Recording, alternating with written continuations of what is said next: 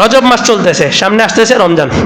রজব মাসকে কেন্দ্র করে অনেক প্রথা পূর্বের যুগে ছিল, আমরা এই আলোচনাগুলো আস্তে আস্তে কমাইয়া দিছি, কারণ অনেক সময় কি মানুষ জানে না আলোচনা কারা কারণে এগুলা জানায়। কি কি কুসংস্কার জাহিলি যুগে পালন করা হতো আপনারা অনেকে হয়তো জানেন না, এখন আজকে বললেই যে বলাটাও অনেক সময় কি হয়, আলোচনা সূচনা হয়। এক কিতাবের মধ্যে আসছে এই মাসিয়াত, গুনার আলোচনাও গুনাকে প্রমোট করে, গুনার আলোচনাও গুনাকে কি করে, প্রমোট করে। একটা গুণা কেউ জানতো না, কিন্তু এই গুনার আলোচনা যখন বলা হবে মিম্বর থেকে নিষিদ্ধ। মানুষের হিউম্যান সিস্টেমটা এইভাবে তৈরি করা হয়েছে, আল ইনসানু হারিসুন ফি মামুনিয়া, মানুষকে যেটা নিষিদ্ধ করা হয় মানুষ ওইটাই কি করে, বেশি করে করে।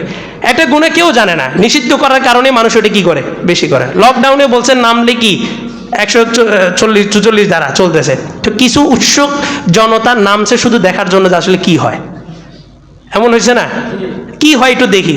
তা আমাদের সিস্টেমটা এমন, তো এই জন্য অনেকগুলার আলোচনা, অনেক কুসংস্কৃতির আলোচনা যেটা আমাদের সমাজ আস্তে আস্তে এখন নাই। আপডেট সমাজ যত আপডেট হইতেছে তত কিন্তু ইসলামের জন্য পজিটিভ হইতেছে। এই সমাজের মানুষ যত জ্ঞানী হবে তত মাজার পূজারীদের ব্যবসা বন্ধ হবে। এই সমাজের মানুষ আগে একসময় জানতো না, তো লক্ষ লক্ষ টাকা ওখানে ঢেলে দিত। এই সমাজের মানুষ একসময় জানতো না, মনে করতো যে দোকান উদ্বোধন করতে হলে মিলাদ কিয়াম লাগে। এই সমাজের মানুষ এখন চালাক হয়েছে, এমন কয় যে কি রে হুজুরের বাড়ি উদ্বোধন করছে, কোনো মিলাদ কিয়াম লাগে নাই, তার মানে এটার কোনো ভিত্তি নেই। মানুষ চালাক হওয়া দরকার, মানুষ জ্ঞানী হওয়া দরকার। যত জ্ঞানী হবে, বিজ্ঞান যত আপডেট হবে তত ইসলামটা সহজ হবে। বিজ্ঞান ইসলামের সাথে কনফ্লিক্ট নেই, বিজ্ঞান যত আপডেট হইতেছে ইসলামের তথ্যগুলো তত বোঝা কি হইতেছে, সহজ হইতেছে। তো রজব মাসের একটা কালচার, একটা কুসংস্কৃতি ছিল, একটা হাদিস। পূর্বের যুগের মানুষ আল্লাহ রসুলের প্রতি ভক্তি বেশি ছিল, ইসলামের প্রতি ভক্তি বেশি ছিল, এই জন্য যে কোনো কিছু হাদিস বানায় ফেলত।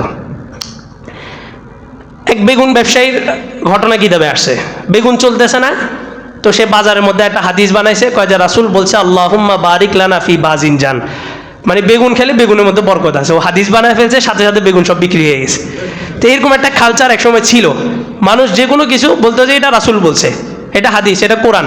এখন দেখেন না অনেক এই নির্বাচনের আগে দিয়ে অনেকে দাঁড়ায়, অনেক হাদিস বানায়, এটা কোরআনে আছে, এটা আছে, অমুকের ভোট দিলে আপনি এমনি যাবেন, অমুকের ভোট দিলে এমনি যাবেন, সবাই বলে। কারণ দিন ইসলাম এটা এমন একটা জিনিস, এটা আমাদের আবেগের জায়গা।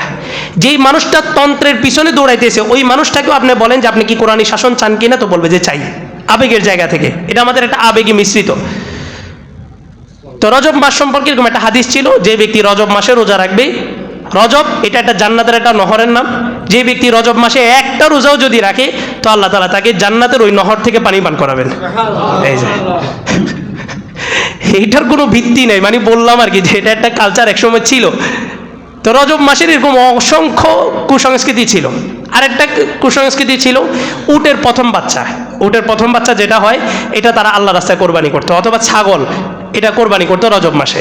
আচ্ছা, জবাইয়ের বিধান, কোরবানির বিধান, এটা কি রজবের সাথে সম্পৃক্ত না জিলহজ মাসের সাথে সম্পৃক্ত? জিলহজ মাসে। তো তারা কি করতো, কুসংস্কৃতি হিসাবে এটা পালন করতো। আল্লাহ রাসূল এসে বললেন যে লা ফারআ, যেই ধরনের কোনো কিছু ইসলামের মধ্যে নাই। এবং যে সমস্ত কুসংস্কৃতি ওয়ালা হাম্মাতা, আল্লাহ রাসূল বলেন লা আদওয়া ওয়ালা তিয়ারাতা ওয়ালা হাম্মাতা ফিল ইসলাম, ছোঁয়াচে বলতে কোনো কিছু ইসলামে নেই।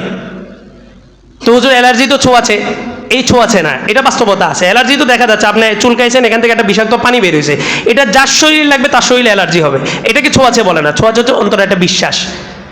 যেমন করোনা ভাইরাস দেখা যায় না, তো বলে যে ধরলেই কি হবে, ভাইরাস ছড়ায় যাবে। তো এই যে দেখা যাচ্ছে না, এটা থেকে ছোঁয়াচে আপনি মনে করতে পারবেন না। আগুন হাত দিলে হাত পুড়ে যায়, তাহলে কি আপনি বলতে পারবেন এটা ছোঁয়াচে? এটা ছোঁয়াচে না, এটা জাহের, দেখা যাচ্ছে। যেই জিনিসটা দেখা যায় না ওই জিনিস সম্পর্কে রাসূল বলছেন যে ছোঁয়াচে বলতে কোনো কিছু নেই। লম্বা আলোচনা আগে গত বছর এক জুমায় করছিলাম।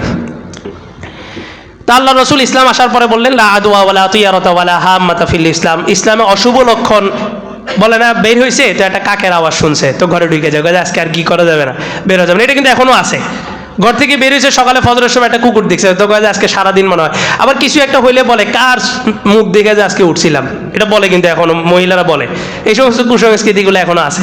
আল্লাহ রসুল বলেন এগুলা কোনো কিছুই ইসলামের মধ্যে নাই।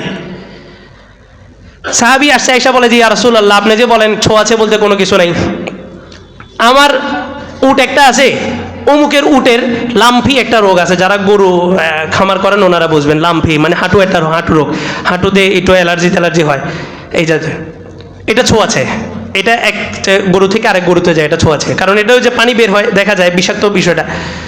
তো ওই সাহাবী এসে বলতেছে, ইয়া রাসূলুল্লাহ, আপনি বললেন ছোঁয়াচে বলতে কোনো কিছু নাই, আমার উটটা আমি ওখানে বানছি, যেদিনই বানছি সেদিন আমার উটের কি হয়ে গেছে, লাম্পি রোগটা হয়ে গেছে।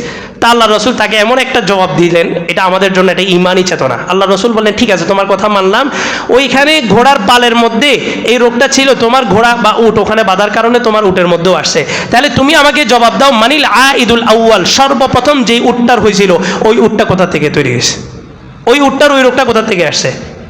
ছোঁয়াচে আছে মানলাম, করোনা, আমার করোনা হয়েছে, তো আমাকে যদি একজন ধরে তারও করোনা হবে, তা আমার করোনাটা কোথা থেকে আসছে? মানিল আইদুল আউয়াল, সর্বপ্রথম যার করোনা হয়েছে সেটা কোথা থেকে হয়েছে? তো সেটার একটাই জবাব, সেটা আল্লাহ দিয়েছেন। তো আল্লাহ যদি তাকে দিতে পারেন, আল্লাহ পৃথিবীর সবাইকে, কি ঘরে বন্দি ছিল এরকম লোকের করোনা হয়েছে, আছে না? আবার আমাদের মতো বহু লোক করোনা রুগীকে গোসল করাইছি, করোনা হয়নি, এরকমও হয়েছে না? তো এগুলো কোনো কিছুই না, সব কিছু যা হবে মঙ্গল অমঙ্গল সব কিছু কার হাতে? আল্লাহর হাতে। ওয়াল কাদেরি খৈরিহি অশাররিহি মিনাল্লাহি তাআলা, ভালো মন্দ কার পক্ষ থেকে? আল্লাহর পক্ষ থেকে। এটা আমাদের ঈমান। তাহলে আর মুখে এটা বলার সুযোগ নেই যে অমুকের কারণে এটা হয়েছে, আল্লাহ সাবাব তৈরি করেন। আল্লাহ।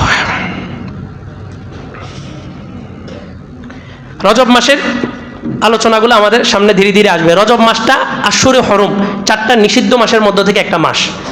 এখন ওই যুগে যুদ্ধ বিগ্রহ ছিল, যুদ্ধের একটা প্রবণতা ছিল, যার কারণে যুদ্ধ থেকে মানুষ বিরত থাকতো। এই যুগে তো যুদ্ধ নাই, তাহলে আমরা কি থেকে বিরত থাকবো? রজব মাসে আমাদের করণীয়টা কি? রজব মাসে আমাদের করণীয়গুলোর মধ্য থেকে অন্যতম একটা করণীয় হলো আমরা বেশি বেশি রোজা রাখবো এবং নফল নামাজ বেশি বেশি পড়বো। যুদ্ধ যেহেতু নাই, পূর্বের যুগে যুদ্ধ ছিল, যুদ্ধ থেকে তারা বিরত থাকতো। এখন আমরা কি করণীয়? আমাদের করণীয় হচ্ছে, আমরা তো গুনাহ 12 মাসই করি, 12 মাসের মধ্যে এই 4টা মাসে আমরা বিশেষভাবে গুনাহ থেকে বিরত থাকবো। গুনাহ থেকে তো এমনিই বিরত থাকতে হবে সব সময়, কিন্তু এই 4 মাস নিষিদ্ধ মাস হওয়ার কারণে বিশেষভাবে এই 4 মাসে আমরা কি থেকে বিরত থাকবো? গুনাহ থেকে বিরত থাকবো, এবং যে কোনো ধরনের কুসংস্কৃতি থেকে আমরা বাহিরে থাকবো।